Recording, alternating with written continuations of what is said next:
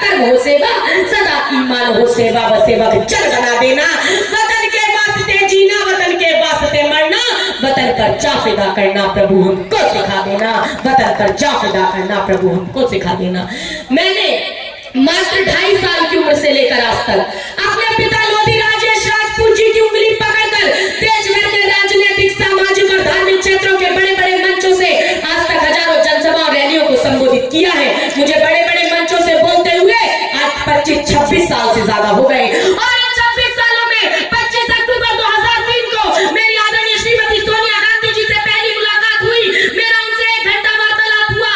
1 घंटा वार्तालाप में मैं उनके स्वभाव से, उनके चिंतन से, उनके नजरिए से, उनकी अधिकता से, उनकी सरलता से, उनके उद्देश्य से, उनके उद्देश्य की व्यापकता से, उनके प्रति प्रतिबद्धता से और विशेषकर उनकी धर्मनिरपेक्षता की विचारधारा से इतनी प्रभावित हुई कि उसी दिन से मैंने सोनिया जी के पक्ष में और कांग्रेस के समर्थन में बोलने का फैसला लिया है।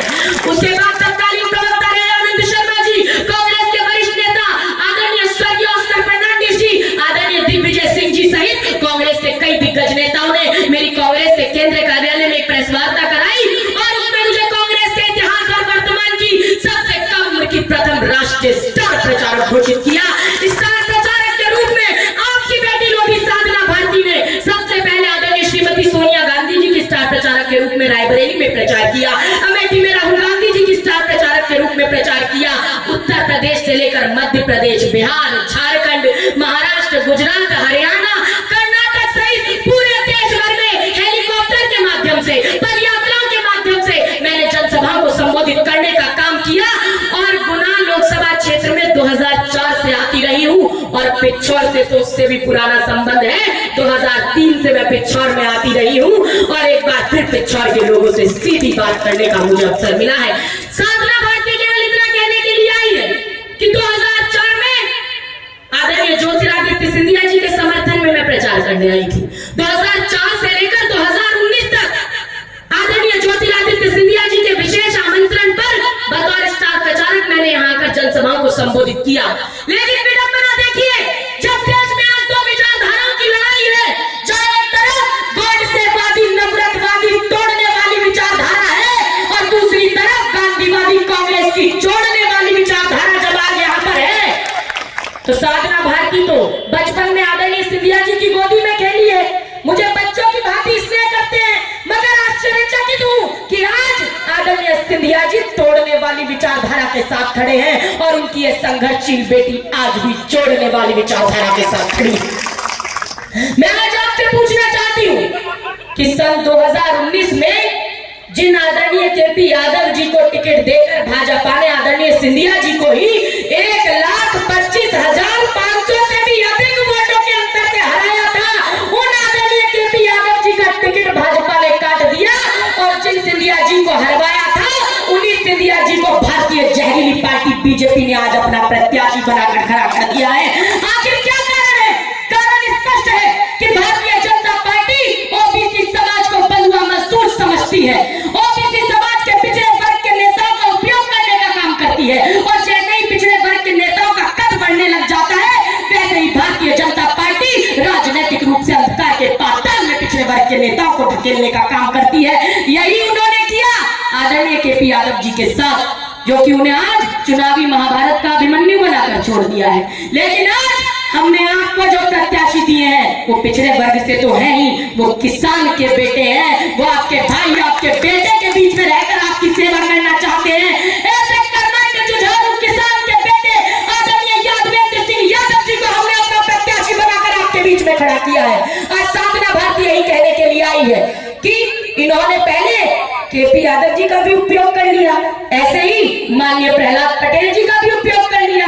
अरे हमने देखा था कोई विधानसभा का चुनाव लड़ते हैं, विधायक बन जाते हैं तो उन्हें सांसद का चुनाव लड़ाया जाता है, लेकिन पहली बार ऐसा हुआ कि एक केंद्रीय मंत्री पद पर विराजमान आदरणीय प्रहलाद पटेल जी को उनके पद से हटाकर और राज्य में विधानसभा का चुनाव लड़ाया गया और उनको विधायक बनाकर राज्य में मंत्री बनाने का उनका अपमान किया गया। और मैं तो बिल्कुल नहीं भूलती कि आदरणीय उमा भारती जी का भी अपमान करने का काम इसी भाजपा ने किया था। साधना भारती हमेशा कहती है कि अगर आदरणीय उमा भारती जी इस मध्य प्रदेश की बड़ी बेटी है तो ये लोधी साधना भारती भी इसी मध्य प्रदेश की छोटी बेटी है। और आपने देखा आपकी बड़ी बेटी के साथ भाजपा ने क्या किया। अरे जिन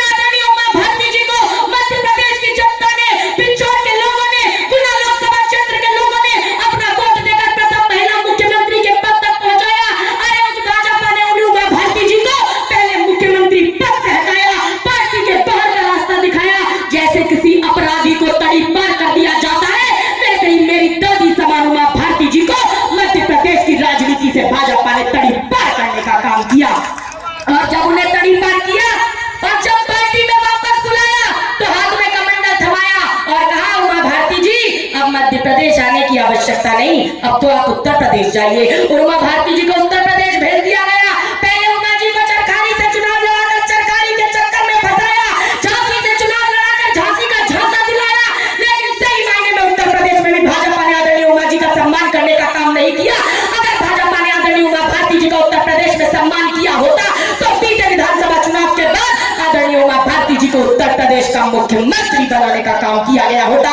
लेकिन भाजपा उपयोग करने का काम करती है, छलने का काम करती है। मैंने आदरणीय उमा भारती जी को कई बार कहते हुए सुना है कि भाजपा लोगों और नेताओं का उपयोग कुछ इस प्रकार करती है जिस प्रकार कोई व्यक्ति जलेबी खाने के लिए दोना और पत्तल का उपयोग करता है। जलेबी खाने के लिए जलेबी का पूरा रस चूसने तक तो दोने को अपने पास रखते हैं, लेकिन फिर दोने को फेंक दिया जाता है। इसी प्रकार भाजपा ने केशुभाई पटेल का उपयोग किया, मदन लाल खुराना का उपयोग किया, माननीय उमा भारती जी का उपयोग किया, माननीय प्रहलाद पटेल जी का उपयोग किया, माननीय केपी यादव जी का उपयोग किया और स्वर्गीय कल्याण सिंह जी का भी उपयोग किया था। जब माननीय कल्याण सिंह जी को उत्तर प्रदेश की राजनीति से भाजपा ने दूध में से मक्खी की तरह बाहर फेंकवाया, तब कल्याण सिंह जी बड़े जोश में आए। उन्होंने गरजती आवाज में कहा था, मैं भाजपा को 11 घंटा खोद के उसके अंदर कर दूंगा, दफना दूंगा, सुपुर्द कर दूंगा। अरे स्वर्गीय कल्याण सिंह जी ने गड्ढा बहुत ही बड़ा खोदा था, अरे गड्ढा तो बहुत ही गहरा खोदा था, मगर उस गड्ढे में भाजपा को नहीं दफना पाए। अरे स्वर्गीय कल्याण सिंह जी राजनीतिक रूप से स्वयं उस गड्ढे में कूद पड़े थे और इतना गहरा कूद पड़े थे कि भारतीय राजनीति में चश्मा लगाने पर भी किसी को नजर नहीं आए, चश्मा लगाने पर भी किसी को नजर नहीं आए। पर जो काम माननीय कल्याण सिंह जी नहीं कर पाए, जो काम आदरणीय उमा भारती जी नहीं कर पाई, वो काम इस पिछौर की जनता की बेटी लोधी साधना भारती करके दिखाएगी। जितना गहरा गड्ढा कल्याण सिंह जी ने खोदा था, उससे भी गहरा गड्ढा ये बेटी साधना भारती खोदेगी और उस गड्ढे में भाजपा अर्थात भारत चलाओ पार्टी को राजनीतिक रूप से इतना गहरा गाड़ेगी, इतना गहरा दफनाएगी कि सांप्रदायिकता, भ्रष्टाचार और अवसरवादिता का अस्तित्व ही समाप्त हो जाए, इनका अस्तित्व ही समाप्त हो जाए। मैंने सुना है कि आदरणीय मेरी दादी समान उमा भारती जी प्रचार में उतर रही है, मध्य प्रदेश में प्रचार कर रही है, कल पिछौर भी आ रही है। तो मैं तो कहती हूँ परम आदरणीय ज्योतिरादित्य सिंधिया जी की गोदी में खेली हूँ, लेकिन मेरा सौभाग्य है कि मैं आदरणीय उमा भारती जी की गोदी में भी खेली हूँ। और जब उनका अपमान होता है तो बड़ी पीड़ा होती है, बड़ा दुख होता है, बड़ी तकलीफ होती है। और आदरणीय सिंधिया जी कह रहे हैं जगह जगह पर जाके कि उमा भारती जी तो उनकी बुआ है, वो उनके भतीजे हैं। तो मैं तो कहती हूँ आदरणीय सिंधिया जी, अरे अपने भतीजे होने का फर्ज निभाइए। जब उमा भारती जी को पिछौर में बुला ही रहे हैं तो उससे पहले वयोवृद्ध हो चुके नरेंद्र मोदी जी को भाजपा की परंपरा के अनुसार मार्गदर्शक मंडल में पहुंचाइए और एक कद्दावर नेत्री रही पिछड़े वर्ग की आदरणीय उमा भारती जी को 2024 के चुनाव में प्रधानमंत्री पद का दावेदार बनवाकर दिखाइए। उसके बाद अपने आप को भतीजे कहने का काम कराइए।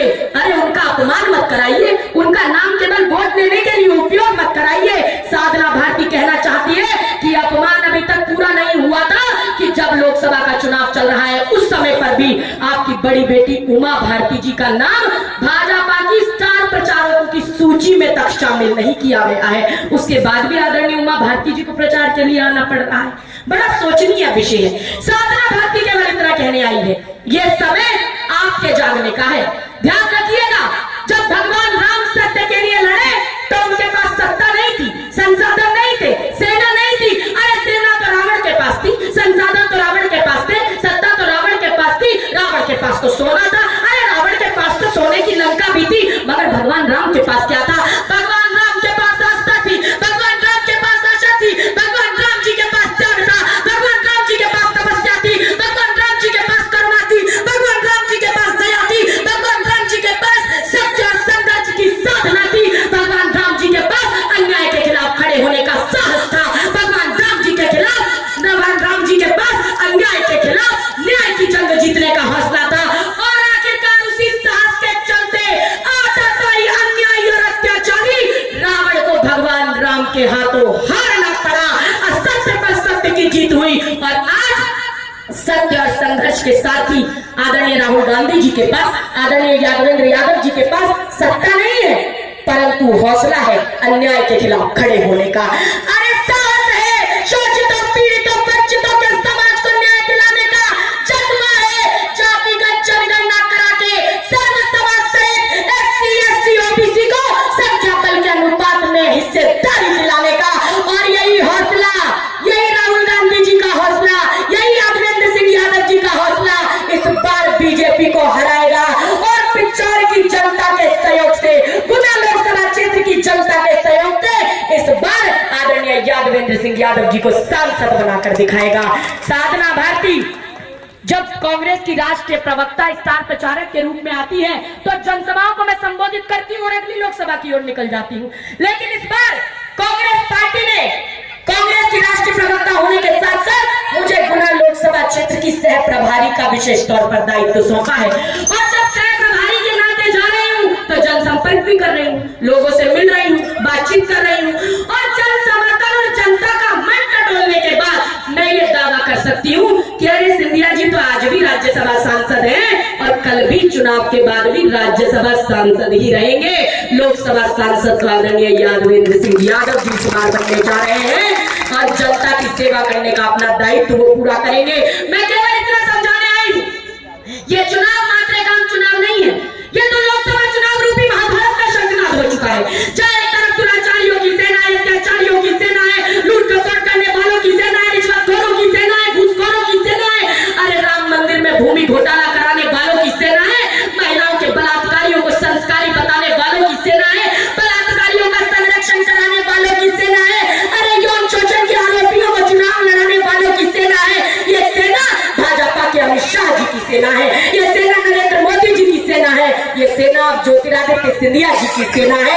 अरे ये तो कलयुग के कुकर्मी कौरवों की सेना है, कलयुग के कुकर्मी कौरवों की सेना है। तो दूसरी तरफ सत्यतावादियों की सेना है, पवित्रतावादियों की सेना है, मानवतावादियों की सेना है, धर्मनिरपेक्षतावादियों की सेना है, हिंदू मुस्लिम सिख ईसाई आपस में भाई भाई के नारे को बुलंद कराने वालों की सेना है, महिलाओं को नगर निगम निकाय और पंचायतों में 50% तक आरक्षण दिलाने वालों की सेना है, महिलाओं का सम्मान बढ़ाने वालों की सेना है, भोजन की गारंटी का कानून देने वालों की सेना है। ये सेना आदरणीय यादवेंद्र यादव जी की सेना है, ये सेना आदरणीय राहुल गांधी जी की सेना है, ये सेना आदरणीय श्रीमती सोनिया गांधी जी की सेना है, ये सेना आदरणीय मल्लिकार्जुन खड़गे जी की सेना है, ये सेना पिछौर की जनता की सेना है, कांग्रेस के करोड़ों कर्मयोगी कार्यकर्ताओं की सेना है, और ये तो प्रतिज्ञावादी पांडवों की सेना है। मगर महाभारत से पूर्व पांडवों को भी दर की ठोकरें खानी पड़ी थी, इधर उधर भटकना पड़ा था, तब जाकर श्री कृष्ण भगवान ने पांडवों का साथ दिया और अर्जुन का सारथी बनकर पांडवों को महाभारत का विजेता बनाया था। आज इस पिछौर की जनता को श्री कृष्ण भगवान का रूप धारण करना होगा और अर्जुन रूपी आदरणीय यादवेंद्र सिंह यादव जी का साथ देना होगा। आने वाली 7 तारीख को हाथ के पंजे के सामने वाला बटन दबाकर यादवेंद्र यादव जी को भारी से भारी बहुमत देकर विजयी बनाना होगा। समय कम है, अंत में केवल इतना कहूंगी कि एक तालाब किनारे खड़ी इमारत में लग रही थी आग, बच गई अफरा तफरी और भागम भाग, सबने वो किया जो था जिसकी पहुंच में। एक चिड़िया भी डाल रही थी पानी भरकर अपनी चोंच में, एक कौवे ने कहा बहन तू सुई की नोक से समस्या का ताला खोल रही है, तू तो पत्तों के बाढ़ से पहाड़ तोड़ रही है, तेरी चोंच में जितना पानी आएगा उससे तो आपका एक शोला भी नहीं बुझ पाएगा। चिड़िया ने कहा भाई मैं तेरी बात मानती हूँ, अपने चोंच के सामर्थ्य को भी पहचानती हूँ, लेकिन मैं तो केवल इतना ही जानती हूँ कि जिस दिन इस घटना का इतिहास लिखा जाएगा मेरा नाम आग लगाने वालों में नहीं, आग बुझाने वालों में लिखा जाएगा, आग बुझाने वालों में लिखा जाएगा। मैं केवल इतना कहने के लिए आई हूँ कि अंतिम में आप लोगों से एक आश्वासन लेना चाहती हूँ, इस बात का आश्वासन कि अगर आप सांप्रदायिकता का सफाया चाहते हैं, अगर आप चाहते हैं प्रत्येक परिवार की प्रमुख महिला को साल के 1 लाख रुपए मिले, अगर आप चाहते हैं हर ग्रेजुएट युवा को साल के 1 लाख रुपए मिले, अगर आप चाहते हैं कि जातिगत जनगणना होकर सर्व समाज सहित SC ST OBC को संख्या बल के अनुपात में हिस्सेदारी मिले, आपके क्षेत्र का विकास हो और आदरणीय यादवेंद्र सिंह यादव जी को सांसद देखना चाहते हैं तो जितने भी लोग हैं सभी मेरे परिवार के सदस्य समान है, दोनों हाथ खड़े करके आश्वासन दिला दीजिए। सभी लोग पीछे भी सभी लोग हाथ खड़े कर लें, सभी लोगों ने हाथ खड़े कर लिए हैं, मंच पर उपस्थित सभी लोगों ने हाथ खड़े कर लिए हैं, संकल्प ले लिया है कांग्रेस को विजय बनाने का, पीछे हाथ खड़े कर लीजिए। सब कांग्रेस के कर्मठ कार्यकर्ता है ना, कोई भारत जलाओ पार्टी का घुसपैठिया तो नहीं घुसा है, सब कांग्रेस के कर्मठ कार्यकर्ता, दोनों हाथ खड़े कर लो, हाथ खड़े कर लिए हैं, संकल्प ले लिया है। अगर कोई भाजपा का घुसपैठिया है भी तो जरा तालियों की गड़गड़ाहट से उसे आश्वासन दिला दो कि इस बार आदरणीय यादवेंद्र सिंह यादव जी को आप भारी मतों से विजयी बनाकर सांसद बनाएंगे। और ये ध्यान रखिएगा कि ये राजतंत्र नहीं है, ये लोकतंत्र है। राजतंत्र में महारानी की कोख से राजा पैदा होता था, लेकिन लोकतंत्र में जनता के वोट से राजा पैदा होता है। और मेरे पास बोलने के लिए बहुत बड़ा शब्दकोश है, लेकिन समय कम है और मुझे तो मेरा सफर भी बहुत लंबा है। आगे मुझे अभी यहाँ 5 तारीख तक हूँ, क्योंकि शहर प्रभारी भी हूँ और यादवेंद्र सिंह यादव जी भाई हैं मेरे, और इसीलिए मैं 5 तारीख तक यहाँ पर हूँ। उसके बाद मुझे यहाँ से दिल्ली जाना है, उसके बाद रांची जाना है, रायबरेली जाना है, अमेठी जाना है, मुंबई जाना है, झांसी जाना है। तो मेरा सफर बहुत लंबा है। अंत में केवल इतना कहूंगी, हर सुबह सफर, हर शाम सफर, इस जीवन का नाम सफर। सफर दरपेश है गाफिल तुझे इस दाए पानी से, लगा दिल को ना दुनिया को ना ऐशो काम रानी से। चलेगा काम कब तक जोर से जड़ से जवानी से, किनारा एक दिन करना पड़ेगा जिंदगानी से। सराय दहर में मेहमा फकत तू रात भर का है, कमर बांधे हुए तैयार है, आलम सफर का है, आलम सफर का है, मेरा भी आलम सफर का है। और मैं आपसे सिर्फ इतना वादा जरूर करके जाऊंगी कि जब आप आदरणीय यादवेंद्र सिंह यादव जी को सांसद बनाएंगे और उनके द्वारा मुझे बुलाने का दोबारा आप बात करेंगे, तो आध्यात्मिक प्रवचन करने के लिए पिछौर में इस बार मैं जरूर आऊंगी। बहुत बहुत धन्यवाद। जय हिंद, जय भारत।